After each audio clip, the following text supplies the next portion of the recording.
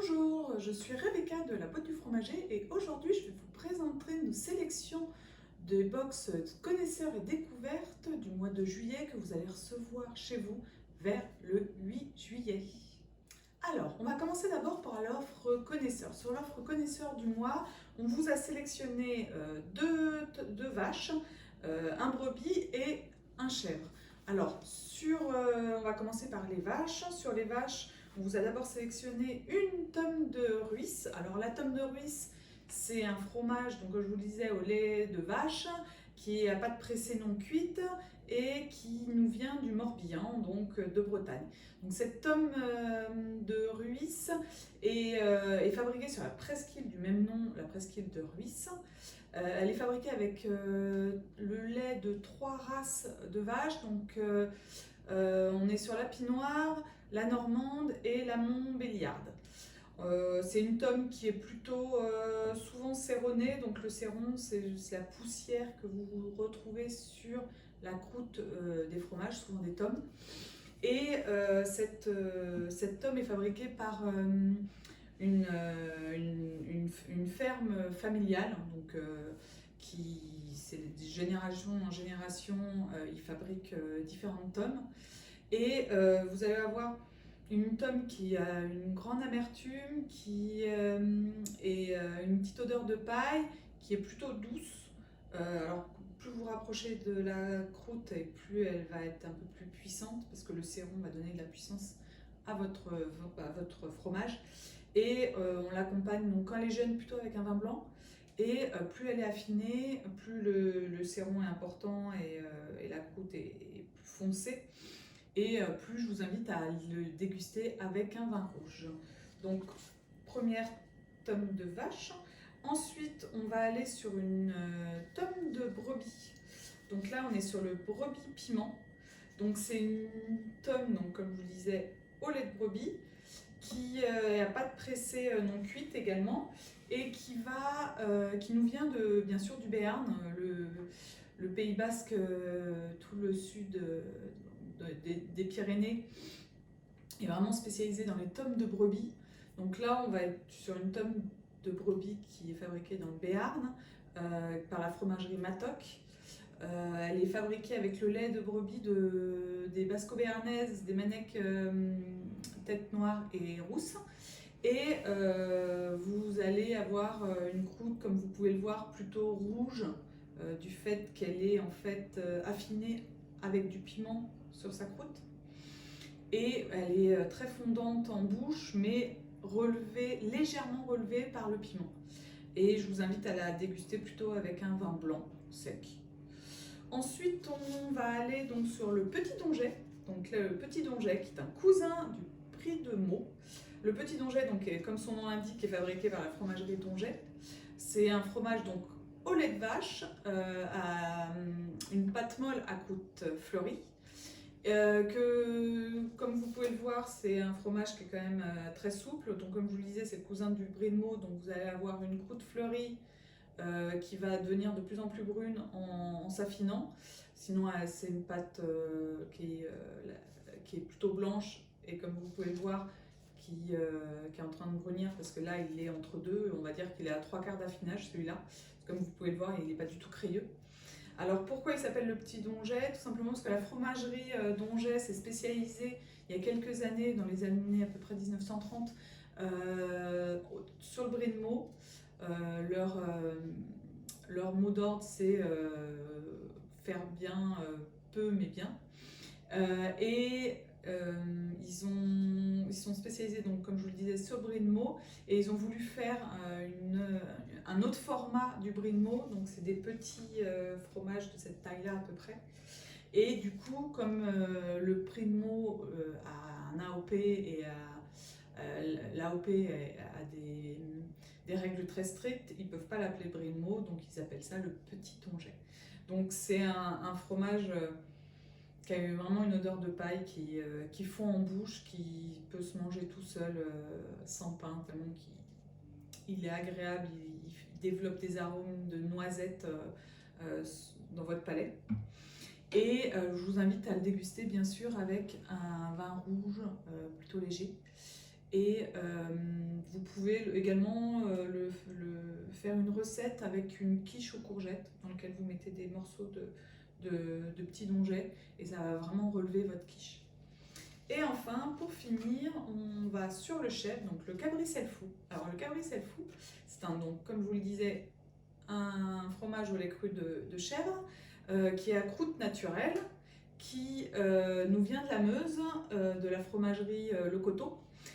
C'est une fabrication artisanale, donc là je ne vous le prends pas parce qu'il est très crémeux, mais en vieillissant il va devenir plus ferme, mais avec une certaine puissance, parce qu'en fait, pourquoi il s'appelle le cabri selfou? Le selfou, c'est une épice qui s'est développée donc, dans les Deux-Sèvres, c'est un fromage des Deux-Sèvres, et le selfou est composé de sel de Guérande, de poivre, de paprika, de baies rouges, enfin de plein d'épices qui va lui donner, qui va être à la fois, le fromage va être frotté, mais vous allez en avoir aussi au milieu.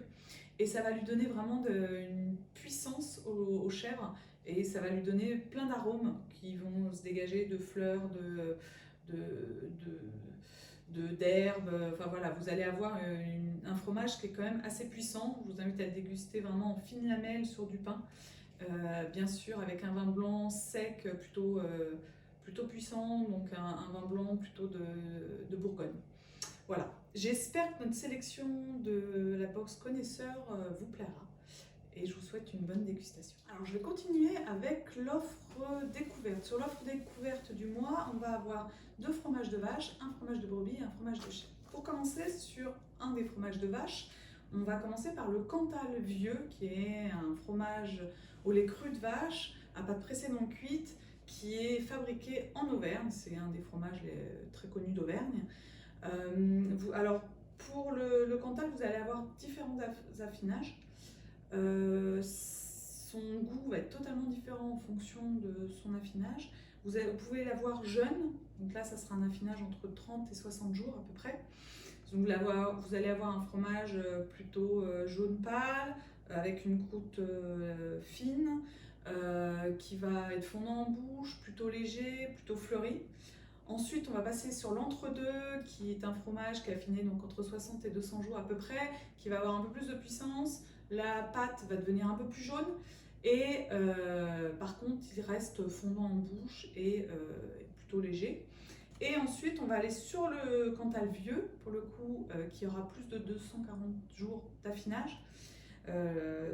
C'est un fromage, comme vous pouvez le voir, qui a une croûte quand même assez serronnée. Le séron, donc c'est la poussière de la croûte que vous pouvez voir sur le dessus, qui va rendre du coup le fromage, qui va brunir la pâte du fromage, qui va donner toute la puissance au Cantal. Donc là, vous avez vraiment un fromage à caractère. Donc je vous invite plutôt à le déguster avec un vin rouge, parce que vous allez vraiment aller sur un fromage plutôt puissant. Le Cantal a une AOP, donc une appellation d'origine protégée, qui lui permet d'avoir un cahier des charges bien strict qu'il faut respecter pour pouvoir avoir l'appellation Cantal. Au niveau du goût, vous allez avoir des arômes plutôt fruités, même puissants, donc avec un petit côté poivré. Et s'il est un petit peu trop puissant pour vous, je vous invite à le cuisiner et à faire une poêlée de pommes de terre avec de l'ail, du persil et du Cantal Vieux. Et ça sera un repas excellent. Alors ensuite, on va aller sur la brebis au poivre, donc qui est un fromage à pâte pressée cuite. Alors c'est un fromage qui nous vient d'Italie, de Sicile plus exactement. Donc là, vous allez avoir un fromage plutôt jaune pâle. C'est un fromage très jeune que le producteur fermier affine très peu. Donc vous allez avoir un fromage frais qui est très souple, avec une saveur délicate et légèrement poivrée, parce que vous avez des grains de poivre qui sont mis dans la tome de brebis. Et bien sûr, vous avez des arômes de foin légers, il est vraiment fondant en bouche. Je vous invite à le déguster avec un verre de vin blanc. Ensuite, on va aller sur un autre fromage au lait de vache. Donc on va aller sur le Pavin d'Auvergne. Donc c'est une pâte pressée non cuite qui, alors comme vous pouvez le voir, elle a une couleur plutôt rouge, alors là qui devient marron en s'affinant. du fait que la croûte soit frottée au roku. Le roku, c'est un arôme naturel qui permet de rendre légèrement rouge le fromage que vous pouvez retrouver par exemple dans la mimolette. Donc le pavin, donc comme je vous le disais, il vient du Puy-de-Dôme. Donc le Puy-de-Dôme à côté en Auvergne. Donc c'est un proche cousin du Saint-Nectaire. D'ailleurs, la fromagerie Guillaume qui produit le pavin d'Auvergne fabrique également des Saint-Nectaire. Et c'est un fromage donc, qui est proche du Saint-Nectaire, qui a vraiment un petit goût de noisette, un goût léger, une saveur assez fraîche. Ils sont affinés dans des caves humides qui va lui donner justement cet aspect un peu poisseux, si je peux me permettre. Voilà, la croûte peut paraître un peu proche des croûtes lavées. Et donc, ça va lui donner toutes ces saveurs de sous-bois, des arômes de noisette, comme je vous le disais précédemment, et je vous invite à le déguster avec un vin rouge. Et enfin, le palais cendré, qui est notre fromage de chèvre du mois, qui est un fromage de chèvre, alors qu'il a, pour le coup, il a quelques semaines d'affinage, donc il est plutôt sec, mais vous pouvez l'avoir également frais, il sera fondant en bouche.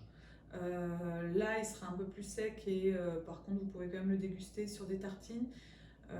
Il a des arômes assez puissants, donc s'il est un petit peu trop puissant pour vous, je vous invite à mettre un petit peu de miel dessus, ça va vraiment affiner son goût et surtout amoindrir le goût du chèvre.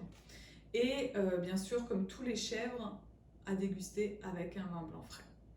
Donc si jamais vous voulez le mettre dans une recette, vous pouvez faire des tartines avec des petits morceaux de chèvre, de l'herbe, de l'huile d'olive, légèrement au four, et vous pouvez le déguster à l'apéritif ou en fin de repas sur des tartines ou tout simplement sur une salade verte. On est en pleine saison des salades, c'est l'été, donc quelque chose de frais, c'est très agréable. Voilà, j'espère que nos dégustations de la box découverte et connaisseurs vous ont plu ou vous plaira. Et surtout, n'hésitez pas à nous donner en commentaire en bas de cette vidéo, à nous donner vos commentaires en bas de cette vidéo, à nous dire ce que vous en pensez, à nous dire si vous avez aimé les sélections du mois. Et nous faisons une petite pause pour l'été. Nous sommes fermés tout le mois d'août, donc la prochaine sélection sera au mois de septembre. Je vous souhaite une très bonne journée et une bonne dégustation.